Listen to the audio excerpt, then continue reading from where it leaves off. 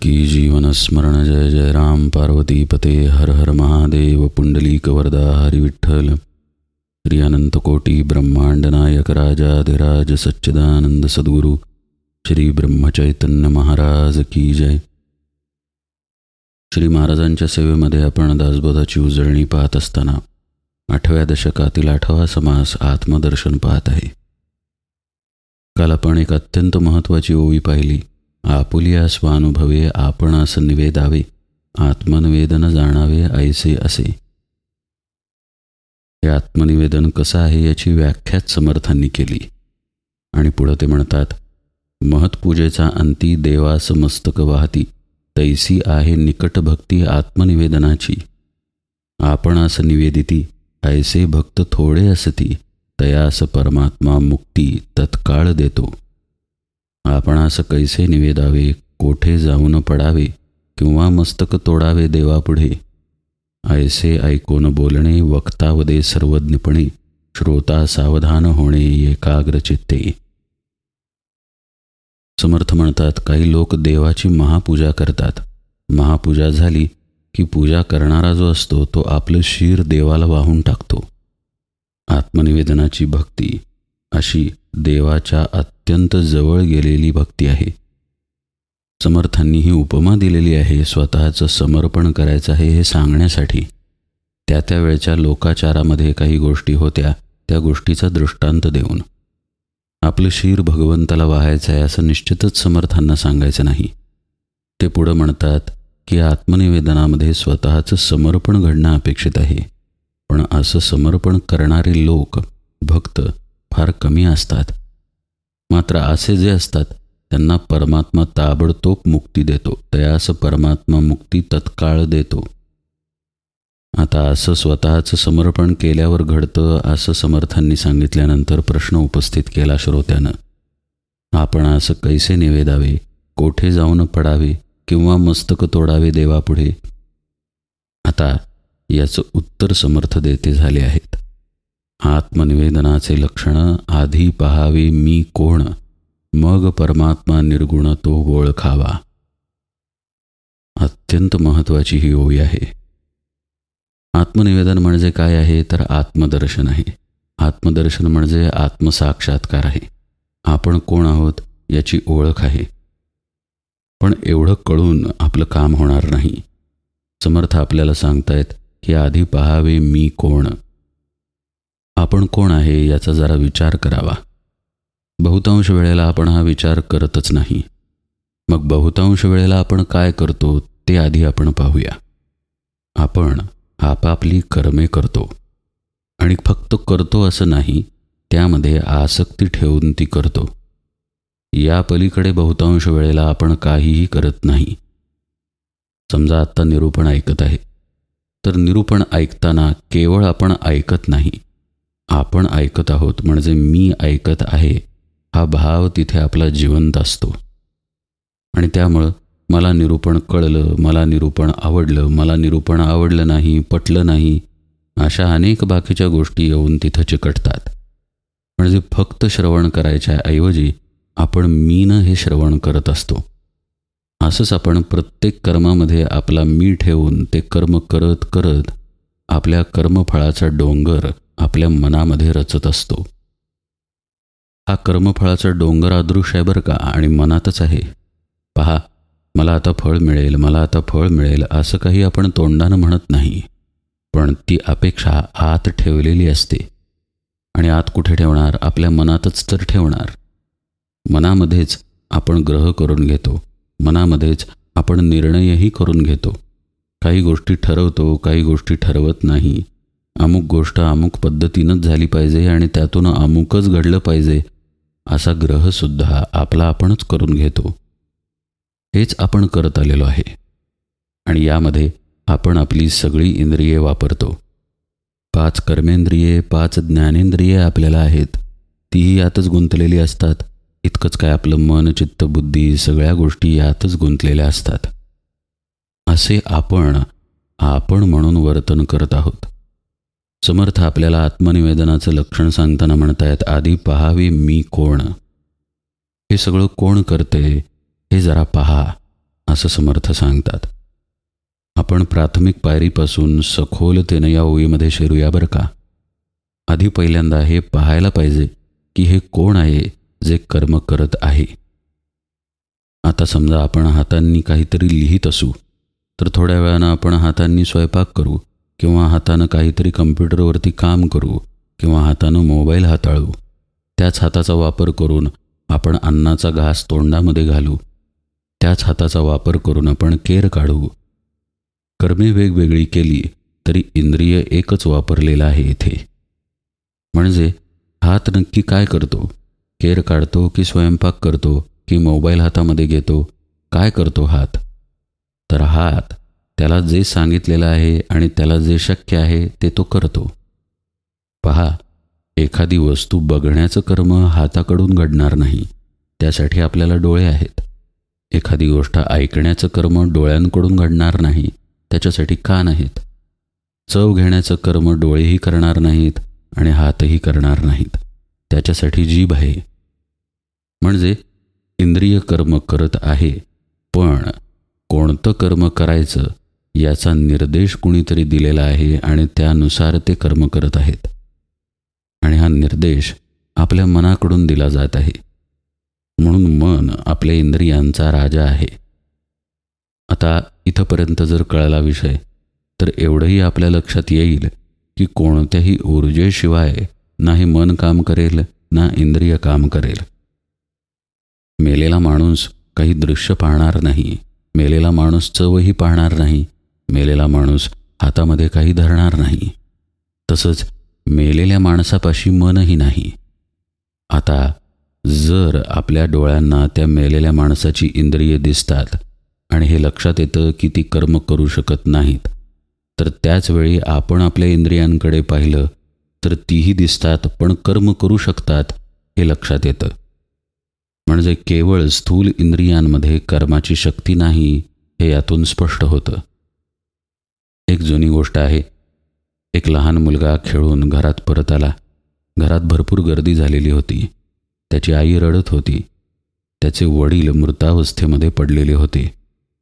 वडिलांच्या प्रेतावरती डोकं बडवून बडवून आई रडत होती. मुलानं आईला विचारलं, आई काय झालं रडायला? आई म्हणाली, अरे तुझे बाबा गेले. मुलाने आईला विचारलं, अगं बाबा इथेच आहेत, मग कुठे गेले? त्याचं उत्तर आई देऊ शकली नाही आणि ते उत्तर शोधायला तो मुलगा घरातून बाहेर पडला. तो साधूच बनला. म्हणजे या शरीराला चालवणारं चैतन्य आहे, त्या चैतन्याची ओळख म्हणजे ती व्यक्ती आहे खरं पाहता. पण आपण देहाला ती ओळख चिकटवून ठेवलेली आहे. पहा, चैतन्य नाही तर तो देह आहे, पण व्यक्ती नाही असं आपण म्हणतो. म्हणजे काय? खरं नाव ते त्या चैतन्यालाच होतं, त्या देहाला नव्हतंच. समर्थ या दृष्टीनं सांगतात आपल्याला की आधी पहावे मी कोण. म्हणजे याचा अर्थ स्पष्ट झाला की आत जे जीव चैतन्य खेळत आहे तेच आपण आहोत. मग आता आपला भ्रम कसा होता? आपण म्हणजे देह हा भ्रम होता. कर्म करत आहे, देह करत आहे, पण मी कर्म करत आहे असा मी तिथे आपण चिकटवलेला होता. म्हणजे कर्मामध्ये अडचण नाही, देहामध्ये अडचण नाही. आपण जो मी चिकटवत आहे तिथे आपली अडचण आहे.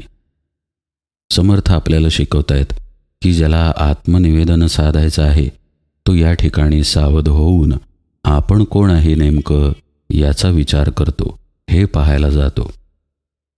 अर्थातच कालच्या निरूपणात म्हटल्याप्रमाणे या सर्व ओव्यांमध्ये सद्गुरूंचा विषय आहे, पण सूक्ष्म रूपानं आहे. आधी पहावे मी कोण हे सद्गुरूंशिवाय अशक्य आहे. आत्तासुद्धा पहा, हे जे निरूपणात सांगितलं जातं आहे ते संतांनी सांगून ठेवलेलं आहे म्हणून सांगितलं जातं आहे. परमार्थामध्ये स्वतःचं असं कुठलंही ज्ञान असत नाही. महाभारती जे नाही ते नव्हेची तिन्ही लोकी, या कारिणे मणिपे पाही व्यासोच्छिष्ट जगत्त्रय असा श्लोकच आहे.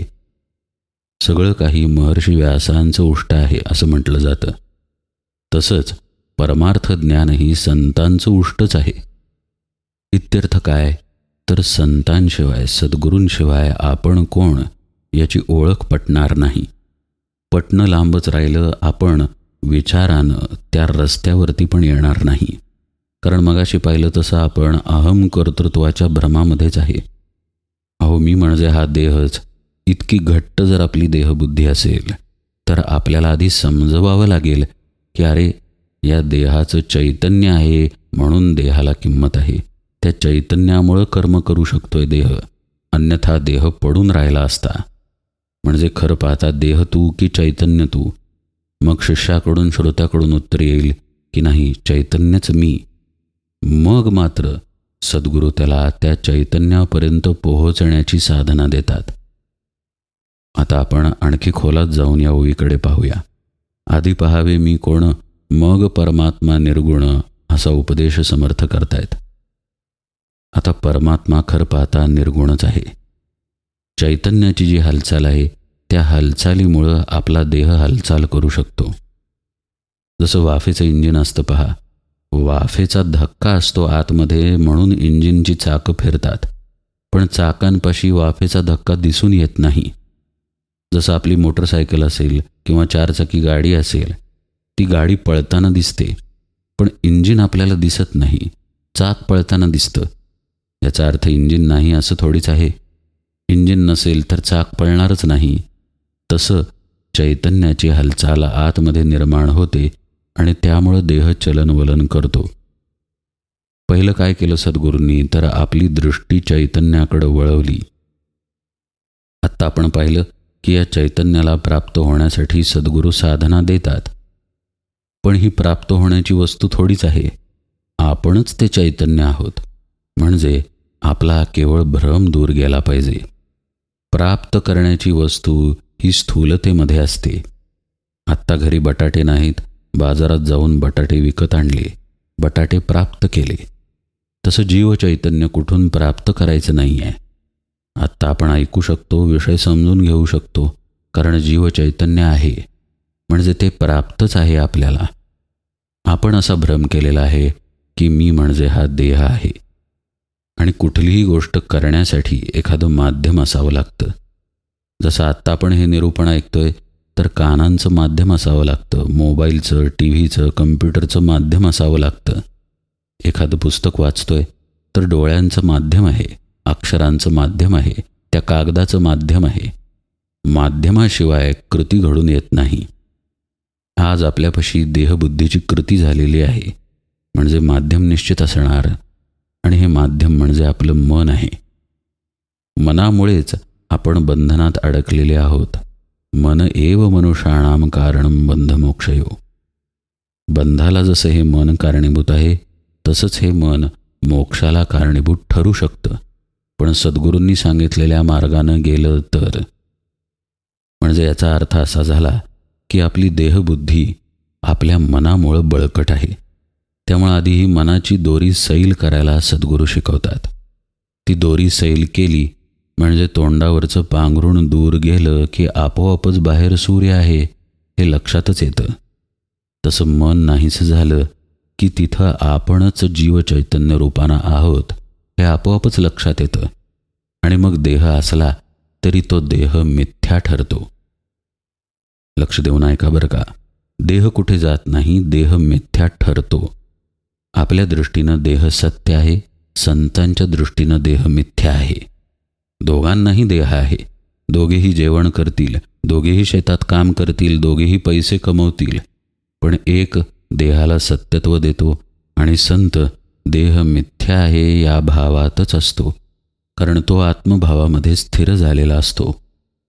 समर्थ म्हणतायत, अशा प्रकारे आपण कोण आहे हे पाहायला जावं. ते पाहण्यासाठी त्याच्या खुणा संतांकडून जाणून घ्याव्यात, त्याची साधना संतांकडून जाणून घ्यावी आणि मग ते पाहायला जावं. आता आपण एखादी गोष्ट पाहतो म्हणजे नेमकं काय करतो? खरं पाहता ती वस्तू आणि आपण याच्यामध्ये येणाऱ्या सगळ्या गोष्टी बाजूला करून आपण त्या वस्तूला पाहतो. लहानपणी कुणी क्रिकेट खेळला असेल तर आपला बॉल झुडपामध्ये हरवतो. झुडपातच असतो पण दिसत नाही. झुडूप बाजूला केलं की बॉल दिसतो.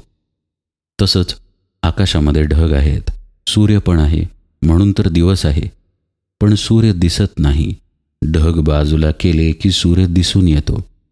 याला म्हणायचं वस्तू पाहणं. आपण बॉल पाहिला, आपण सूर्य पाहिला. तसं मी पाहण्यासाठी आधी मीच्या आड जे आलेलं आहे ते मन बाजूला करावं लागतं. विचार, वृत्ती या सगळ्या बाजूला कराव्या लागतात की आपोआप जो मी आहे त्याला पाहिलं जातं. आणि हे परमार्थातलं पाहणं आहे. प्रपंचामध्ये सूर्याला पाहून आपण सूर्य होत नाही, बॉलला पाहून आपण बॉल होत नाही. परमार्थामध्ये मात्र आपण मीला पाहिलं की आपण मीच होऊन जातो.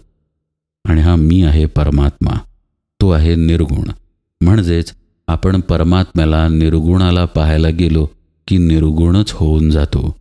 दुसऱ्या भाषेत सांगायचं झाल्यास आपल्यातील गुण आपण टाकले की आपण निर्गुणच बनतो आणि आपण स्वतः निर्गुण झालो की तेच आपलं आत्मस्वरूप असतं. श्री महाराजांचं वाक्य आहे पहा, आपण स्वतः निर्गुण झाल्याशिवाय निर्गुण कळणार नाही. किती साधं वाक्य आहे श्री महाराजांचं, पण किती खोल बोध आहे त्यामध्ये. श्री महाराज त्या वाक्यातून आत्मनिवेदनाचाच मार्ग सांगतायत, जो मार्ग इथे समर्थांनी सांगितलाय. आधी पहावे मी कोण, मग परमात्मा निर्गुण. या पाहण्याच्या प्रक्रियेमध्ये आधी आपण जे नाही ते गळून पडतं. म्हणजे आपण देह नाही, मन नाही, बुद्धी नाही हे साधकाला शाब्दिक कळतं, समजतं आणि पटतं. ही झाली पहिली पायरी. मग आपण खरे कोण आहोत ते जाणून घेण्यासाठी सद्गुरूंना तो शरण जातो. ही दुसरी पायरी. सद्गुरूंनाच कशासाठी शरण जायचं? कारण त्यांच्याकडूनच आपल्याला कळलं की आपण खरे कोण नाही आणि खरे कोण आहे. शरणागत होऊन अनन्यतेनं सद्गुरूपदिष्ट साधना करतो. ही तिसरी पायरी. मग आता पहिल्या पायरीवरती जे फक्त शाब्दिक पटलेलं होतं, बुद्धीमध्ये पटलेलं होतं, ते आता अनुभूतीत उतरायला लागतं. साधनेमध्ये साधकाला लक्षात येतं की आपण देह नाही, आपण मन नाही. आणि मग तो पुढच्या पायरीमध्ये जातो, म्हणजेच आपल्या स्वरूपाच्या दिशेनं जातो. मगाशीच आपण पाहिलं की हे स्वरूप म्हणजेच आपला आत्मा, म्हणजेच परमात्मा, म्हणजेच खरा देव, म्हणजेच आपला खरा मी हा निर्गुण आहे. आता साधना सुरू करताना किंवा साधना मिळायच्या आधीच्या टप्प्यांमध्ये आणि साधना सुरू केल्यानंतरच्या पुढच्या टप्प्यांमध्ये पण साधकापाशी सगळे गुण असतात. साधनेमध्ये गुरुकृपेमध्ये हे सामर्थ्य आहे की साधकाचे सगळे गुण गळून पडतात. सत्व रज तमाच्या पलीकडे साधक जातो. आपल्या मनाच्या, चित्ताच्या, बुद्धीच्या पलीकडे तो जातो. आणि तसा तो गेला की तो शुद्ध अस्तित्व रूपानं केवळ शिल्लक राहतो. केवळ अस्तित्व बरं का. इथे तो मनाशिवाय असतो. इथे तो कुठल्याही वृत्तीशिवाय असतो. देहाच्या जाणीवेशिवाय असतो. म्हणजे गुणांमध्ये मलिन झालेला मी आता तिथे नाही. जो मी तिथे शिल्लक राहिलेला आहे तो परिशुद्ध अवस्थेतील आहे. त्याच्यापाशी कुठलेही गुण नाहीत. त्यामुळे त्या स्थितीमध्ये, इतर वेळी नाही बरं का, त्या स्थितीमध्ये साधक निर्गुण असतो. आणि मग तो निर्गुण झाल्यानंतर तिथं उरलं काय? फक्त आत्मस्वरूपच उरलं. म्हणून आता तो आत्मस्वरूपाला ओळखू शकतो. पण हे ओळखणं वेगळेपणानं नाही. कारण वेगळेपणानं ओळखणं ज्या गुणांमार्फत होत होतं ते गुण आता त्यानं मागे टाकलेले आहेत. म्हणून इथे द्वैत शिल्लक नाही. ही अद्वैत स्थिती आहे आणि हीच खरी आत्मनिवेदनाची स्थिती. म्हणून समर्थ म्हणतात, आत्मनिवेदनाचे लक्षण काय लक्षण असेल तर आधी पहावे मी कोण, मग परमात्मा निर्गुण तो ओळखावा. समर्थांच्या उपदेशातील नेमकेपणा पहा. तो म्हणजे आत्मा म्हणजेच परमात्मा खरं ओळखता येत नाही. ओळख होणं ही गोष्टच द्वैतातून संभवते. पण तरी समर्थ म्हणतात की तो ओळखावा.